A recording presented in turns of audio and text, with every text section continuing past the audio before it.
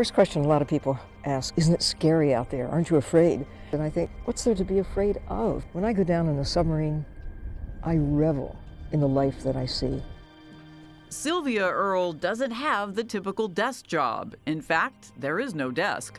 Miles below the ocean's surface is where she does her best work. She's an oceanographer, explorer, and advocate for all things related to the sea.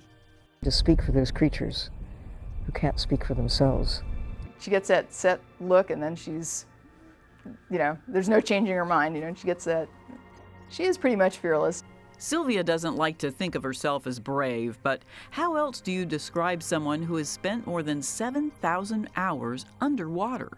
That's including the time in 1970 when she and 4 other female scientists dove 50 feet to a tiny laboratory where they lived for 2 weeks. The Tektite structure itself was home base, a place where you could get a shower, you could cook, you could change clothes, there were microscopes. It really was a laboratory. But the real advantage was the gift of time, to be able to stay in the ocean for prolonged periods of time without going back to the surface. And it made such a difference getting to know a piece of the reef very well. By the time it was over, the Aqua Babes were nationwide celebrities. It was a different perspective for me as a scientist to be treated like a rock star. It was just the first of many record-setting missions for Sylvia. In 1979, she dove 1,250 feet and walked the ocean's floor, untethered, for over 2 hours. While doing so, Sylvia looked more like an astronaut than a marine scientist. The parallels were clear. Space was not the only unexplored frontier. It's not about setting records, though. It's about a race, if you will, to try to understand the ocean. In the last 50 years, we've lost half the coral reefs. 90% of many of the big fish are gone. They're gone. Sylvia is one of the ocean's greatest defenders. This dedication has made her a kind of underwater royalty, nicknamed her deepness. I think the one that kind of stuck from when I was at NOAA and made such a fuss about the fish, they started calling me the Sturgeon General. Sylvia is referring to her days as chief scientist for the National Oceanic and Atmospheric Administration. Working for the government wasn't what she expected. She really went in thinking that she was going to be able to make a fundamental difference in Washington. And it just, it was just a frustrating experience. Some of the guys were telling her, well, you can't wear that color, you can't wear that jewelry. And she wasn't being respected as a scientist. And she eventually decided that she could be more effective from the outside than within. From then on, Sylvia called her own shots. In 1992, she formed Deep Ocean Exploration and Research.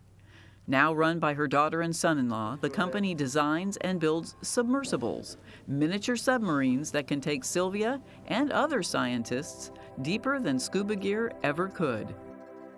I love the submarines that enable you to go down and actually be a part of the ocean.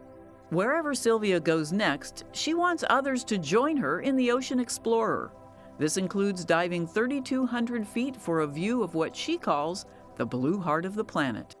And Sylvia's goal really with that vehicle is to be able to bring artists, kids, songwriters, politicians, anybody that she can convince to get into that submarine with her. When completed, Sylvia believes the sub can eventually change how people see the world. Most of the ocean has never been seen by anybody, ever.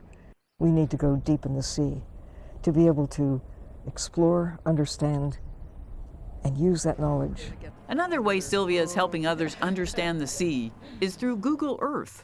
The alliance was formed after a slip of the tongue to one of its top executives. I said to John Hankey, you should call it Google Dirt.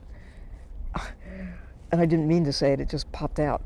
Sylvia's comment was a lightning bolt to the company. Google Earth had mapped land all over the world, but not water. To fix that, they joined forces with Sylvia. Like a seiche, almost a tidal wave. She's got just a sort of way about her that makes you want to help her achieve her mission and really re-examine why we love the ocean. So far, Google Earth has been downloaded more than 1 billion times. You can explore, find interesting content, and really start to understand what's going on in the ocean. The same week the new Google Earth debuted, Sylvia stood atop her biggest stage yet. Each year, the prestigious TED Conference gives awards to top thinkers in the fields of technology, entertainment, and design. As a winner, Sylvia was given $100,000 and 20 minutes to speak about the ocean. She calls it the talk of her life. Nothing else will matter if we fail to protect the ocean. The audience was so captivated, she was able to raise an additional $17 million to fund her effort to protect the ocean.